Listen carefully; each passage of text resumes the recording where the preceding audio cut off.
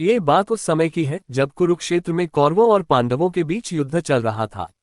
पितामह भीष्म कौरवों की ओर से युद्ध लड़ रहे थे, लेकिन कौरवों के सबसे बड़े भाई दुर्योधन को लगता था कि भीष्म पितामह पांडवों को नुकसान नहीं पहुंचाना चाहते हैं। दुर्योधन का मानना था कि पितामह भीष्म बहुत शक्तिशाली हैं और पांडवों को मारना उनके लिए बहुत आसान है।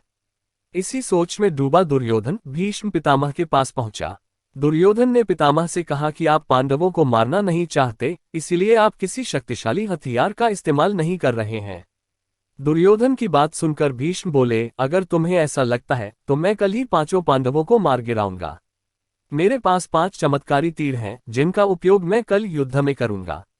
भीष्म पितामह की बात सुनकर दुर्योधन बोला, मुझे आप पर भरोसा नहीं है, इसलिए आप ये 5 चमत्कारी तीर मुझे दे दीजिए। मैं इन्हें अपने कमरे में सुरक्षित रखूंगा। भीष्म ने वो 5 तीर दुर्योधन को दे दिए। दूसरी ओर श्री कृष्ण को इस बात का पता चल गया। उन्होंने अर्जुन को इस बात की जानकारी दी। अर्जुन ये सुनकर घबरा गया और सोचने लगा कि इस मुसीबत से कैसे बचा जाए।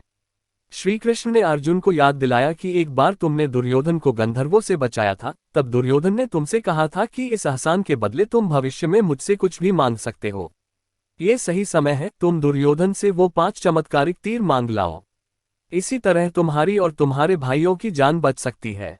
अर्जुन को श्री कृष्ण की सलाह बिल्कुल सही लगी। उसे दुर्योधन का दिया वचन याद आ गया।